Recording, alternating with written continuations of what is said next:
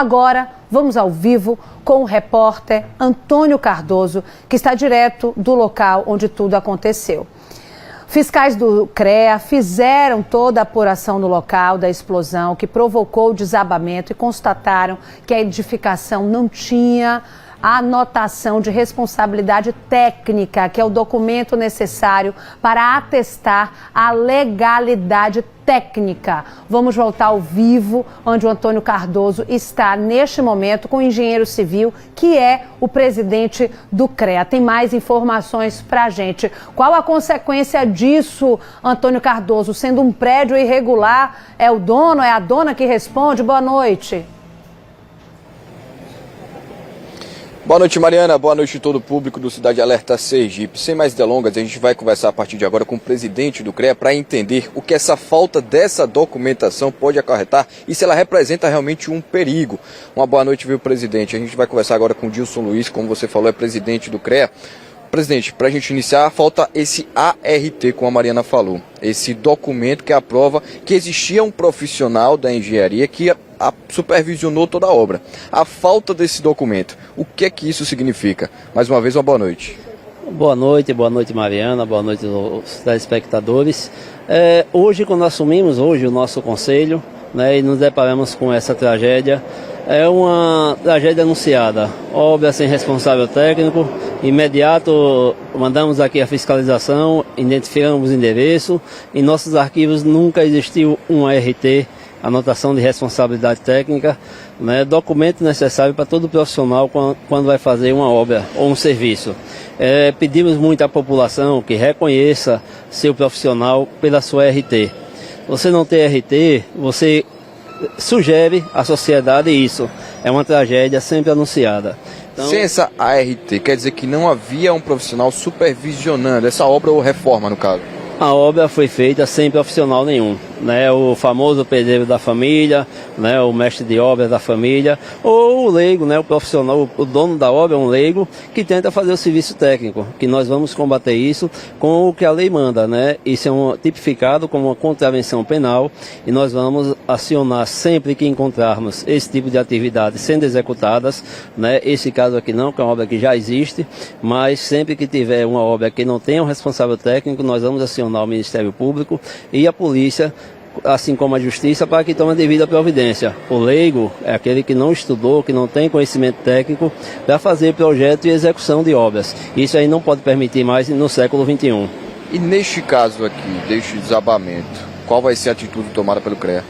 Olha, o CREA vai dar o suporte aos órgãos de fiscalização que já estão imbuídos, né? Em MURB, Defesa Civil, Corpo de Bombeiros, em tudo que for necessário, que tiver o poder do Conselho, o Conselho vai estar somado para poder elucidar as causas e também proteger a sociedade de futuros desastres como esse.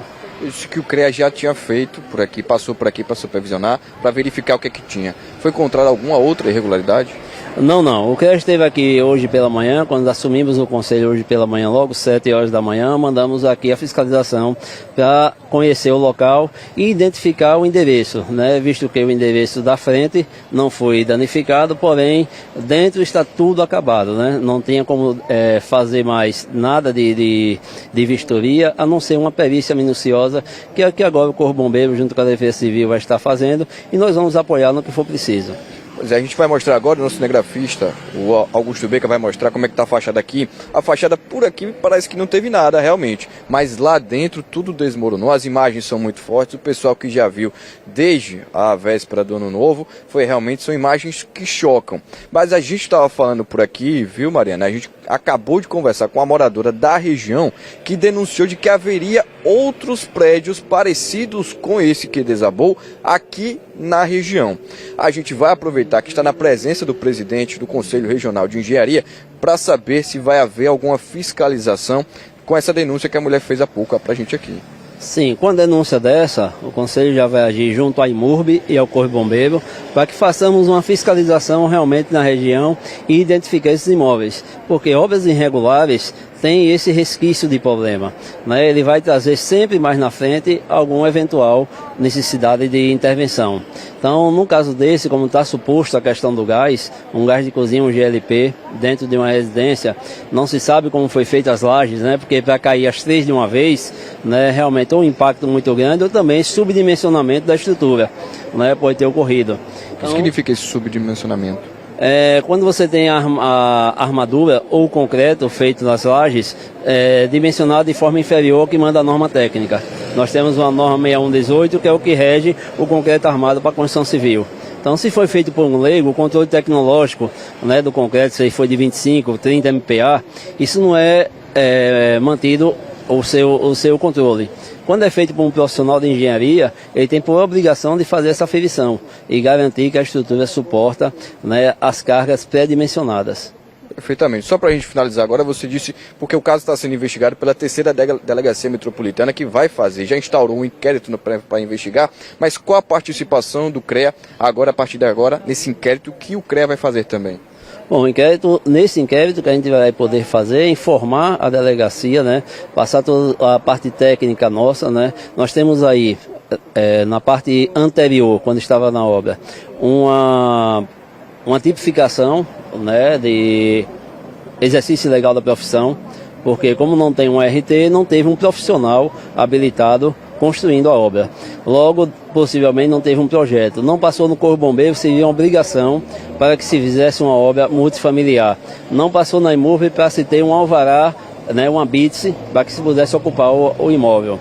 Então, nós temos aí uma cadeia de erros sucessivos que a gente vê, como a vizinha falou, e temos vários outros. Então nós vamos somar com os órgãos para fazer essa fiscalização e dar um retorno à sociedade sobre o risco que nós temos, né, não só nesse, agora como em outros imóveis pode ocorrer. Perfeito, presidente Dilson Luiz, presidente do Conselho Regional de Engenharia, muito obrigado pelas informações. É isso, viu, Mariana? Mas aproveitando que a gente está aqui na frente do local onde aconteceu esse desabamento, daqui a pouco a gente volta com mais informações. Vamos conversar com o advogado da proprietária, da mulher que é dona deste local. Daqui a pouco a gente vai conversar com eles para entender toda a situação e onde é que ela está, o que é que aconteceu com ela e quais são as medidas que vão ser tomadas daqui para frente.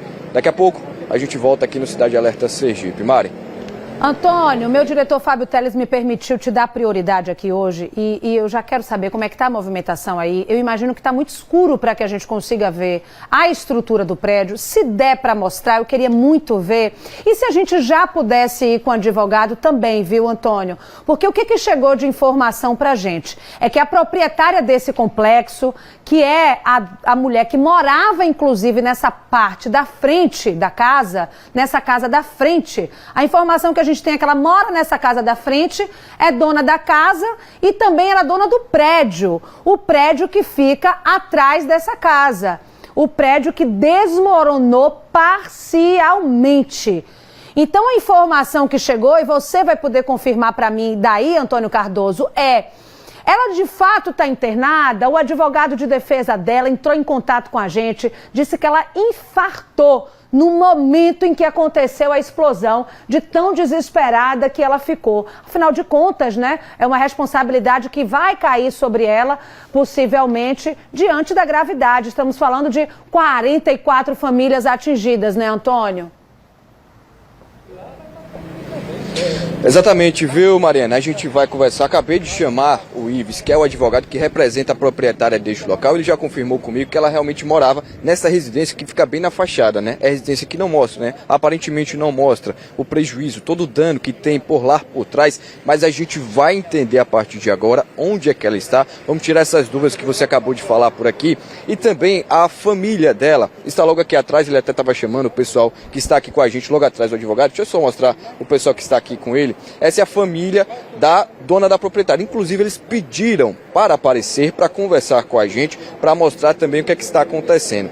Eles não vão falar diretamente, vão deixar com o advogado, não é isso? Eles pediram para o advogado falar tudo, mas eles queriam aparecer realmente, eles queriam mostrar que estão aqui e que vão dar satisfação a partir de agora.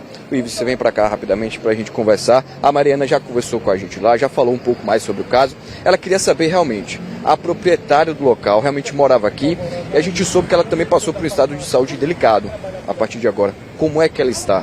Uma boa noite, seja bem-vindo ao Cidade Alerta. Boa noite a todos, boa noite Matônio, boa noite Mariana. A proprietária Dona Gil, conhecida por Dona Gil, ela está internada. Logo após o ocorrido, sofreu um infarto.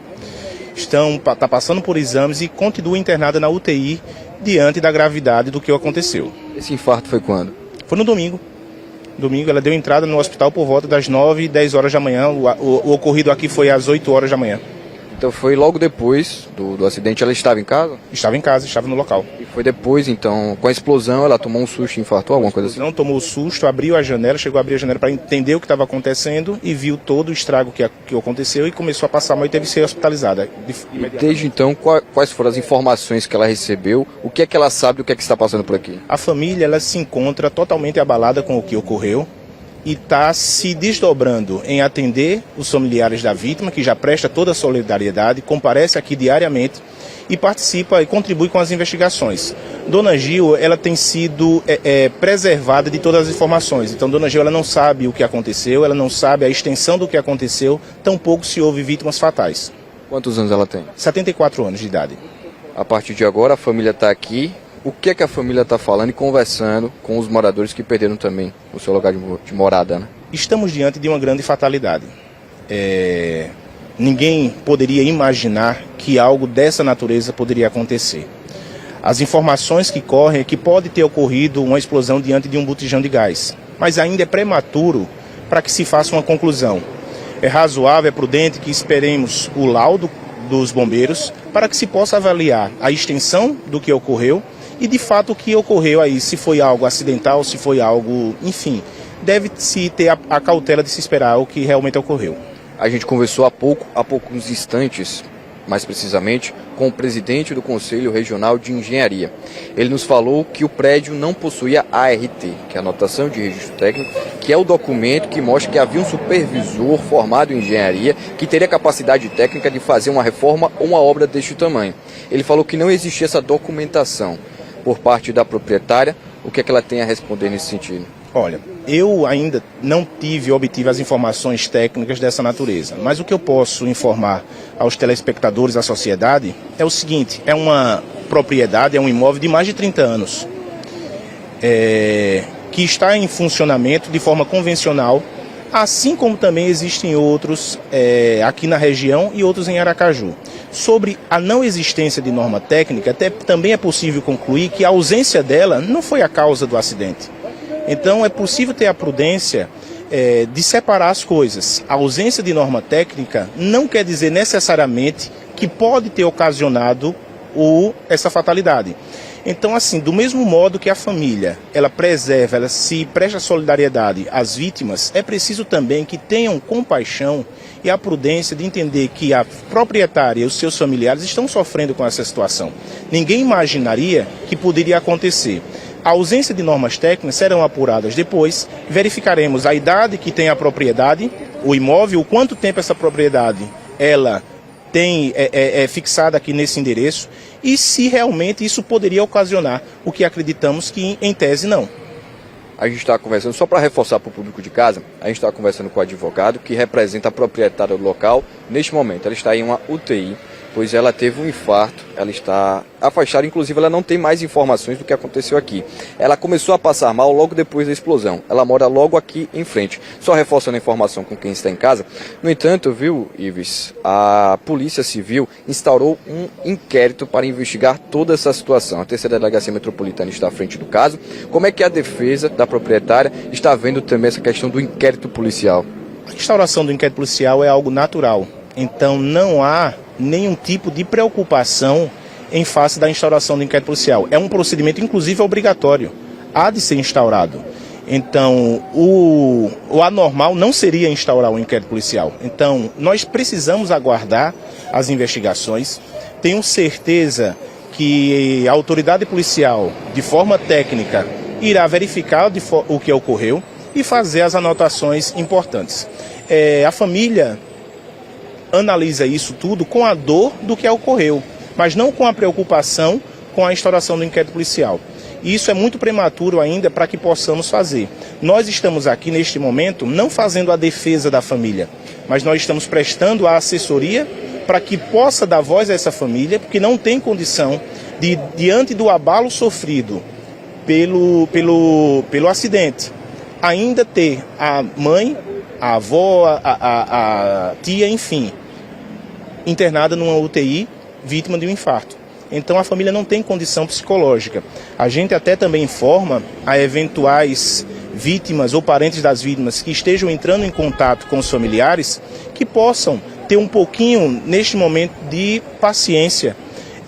A família, repito, ela sente a dor dos entes que as famílias perderam, dos parentes que se foram, mas não está se eximindo de forma alguma de prestar sua solidariedade. Tanto que estão aqui para que possa tranquilizar todos que eventual ligação que não esteja sendo atendida, o WhatsApp que não esteja sendo respondido, é porque ele realmente não tem condição psicológica desse momento enfrentar essa dor tamanha que estão sofrendo.